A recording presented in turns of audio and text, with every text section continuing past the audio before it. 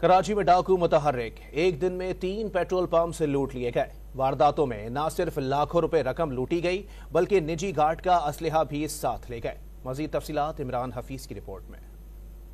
Karachi police chief کی جانب سے نئی پولیس ٹیم کے ذریعے ڈاکوؤں کو لگام ڈالنے کے دعوے دھرے کے دھرے رہ گئے۔ پہلے سے زیادہ متحرک ڈاکو آئے روز کسی نہ کسی گھرانے کا چراغ گل کر رہے ہیں۔ شہر کے 3 مختلف علاقوں میں محض 6.5 گھنٹے کے دوران 3 پیٹرول پمپ لوٹ لیے گئے۔ سی سی ٹی وی فوٹیج کے مطابق پہلی واردات صبح 6:30 بجے سکن میں واقع پیٹرول پمپ پر کی گئی، جہاں 4 ملزمان نے پہلے پیٹرول پمپ پر بیٹھے نجی گارڈ سے اسلحہ چھینا اور پھر کیشیئر سے 32,000 روپے چھین کر فرار ہو گئے۔ دوسری واردات 11:30 بجے Alkaram square F C area میں کی گئی، جس میں پیٹرول پمپ کا کیشیئر 18.5 لاکھ روپے بینک میں جمع کروانے جا رہا تھا کہ 2 موٹر سائیکلوں پر سوار 4 ملزمان نے فلمی انداز میں چھلانگ لگا کر گھیر لیا اور اسلحے کے زور پر تمام رقم چھین کر فرار ہو گئے۔